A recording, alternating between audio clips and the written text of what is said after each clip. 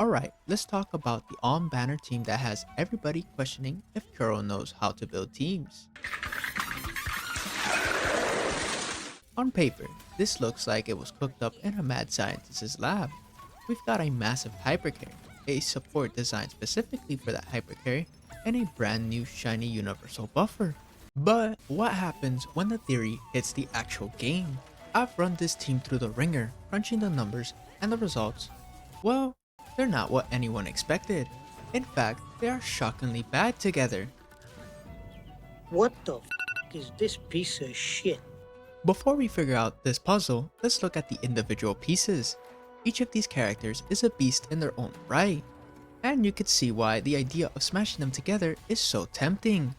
First, we have Zani. Zani is built from the ground up to be a main DPS, a hypercarry, who's supposed to deal most of the team's damage. Her whole world revolves around a specific mechanic called Spectral Frazzle. For Zani, these Spectral Frazzle stacks are everything. She literally needs them to function, which is where her biggest and juiciest damage numbers come from. Without a consistent supply of Spectral Frazzle stacks, Zani's damage just falls off a cliff. She's a powerful engine, but needs a very specific kind of fuel. Next up is Phoebe. If Zani is the engine, Phoebe is the high octane fuel that she really needs. She's widely seen as the best Spectral Frazzle applicator in the game. Her entire kit is built to serve Zani. When she goes into her confession mode, her attacks are designed to slap a huge number of Spectral Frazzle stacks on the enemy as fast as possible. The whole point of a Zani Phoebe rotation is for Phoebe to pop in, dump a bunch of stacks, and then get out so Zani could come in and do the damage.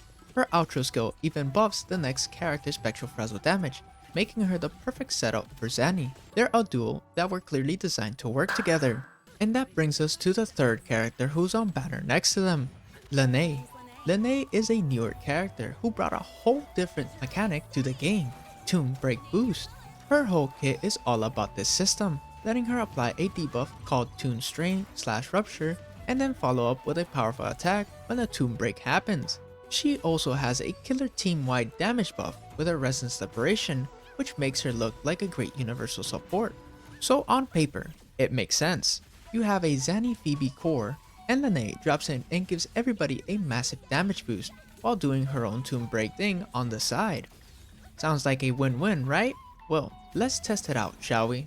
So the theory is all set. We've got our hypercarry in Zani, our dedicated support in Phoebe, and the universal buffer in Lynae.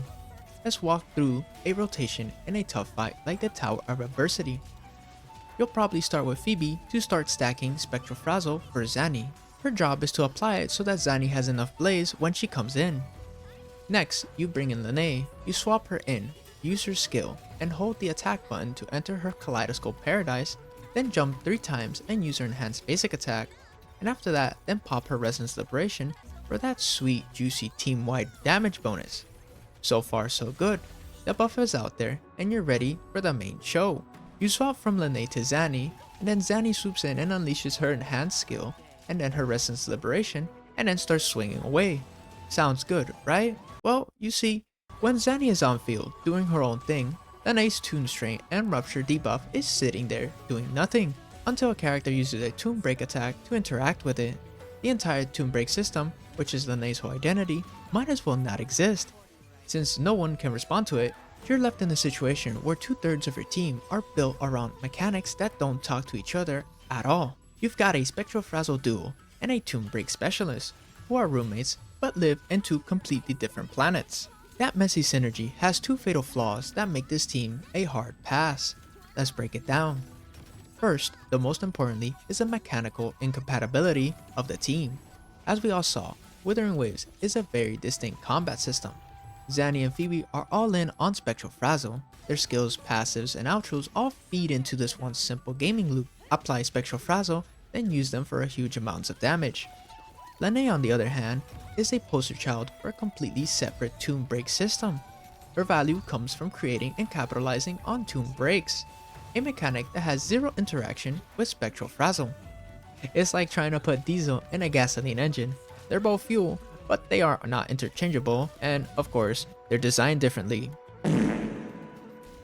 The second flaw is the missing healer/support slot. Missing this provides no survivability and utility to the Zani team. there's a critical reason for this. A healer provides essential healing and some free dodges to stay alive in tough content. While you swap a real support out for Lynae, you use that survivability, but don't use the utility since she actually gives a bunch of damage.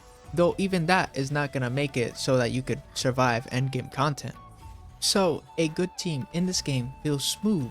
The characters swap and flow together, with each outro skill setting up the next character's intro. The Zani Phoebe / healer support team has that flow.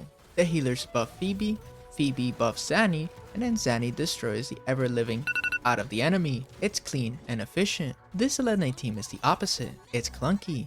You start with Phoebe, who does no damage, then to Lynae, who buffs Zani, and then Zani and Lynae are doing the heavy lifting for the rest of the team's damage. This team does well, but takes 34 seconds for the whole rotation. And just to clarify, it takes 3 seconds less if you're ever substituting Lynae or Shorekeeper. These 3 seconds might be a minimal overall DPS loss compared to the optimal team, but it could add up if you don't play like your life depends on it. So after all that, is the Lynae, Zani, and Phoebe team actually good? The answer is a hard no. It looks great on paper if you only look at each character in a bubble, but it completely falls apart in practice. The deep-seated conflict between the Spectral Frazzle and Tomb Break mechanics, which makes this team way weaker than the established meta team for Zani. Out of the 3 banners to pull from, the safest option would be Lynae. We are in the 3.x patches after all, and so far she could buff just about everyone that uses Resonance Liberation damage as their main damage source and applies both Tomb Rupture and Tomb Strain on enemies. So if a new character were to release any one of those debuffs, she is your go-to character. At the end of the day, team building is all about understanding these core synergy. Just because these 3 characters are good, doesn't mean that they'll be good together. This team is a perfect example of why team synergy is something you should keep in mind. But I want to hear from you. Have you ever run this team? Did you have a different experience? Or maybe you found another team that looks amazing on paper but turned out to be a complete bust. Let me know down in the comments below. I read them all, and I'm always curious to hear what you guys are experimenting with. And if you found this deep dive helpful, do me a favor and hit that like button and subscribe for more Wuthering Waves content. Thanks for watching, and I'll see you in the next one. Take care.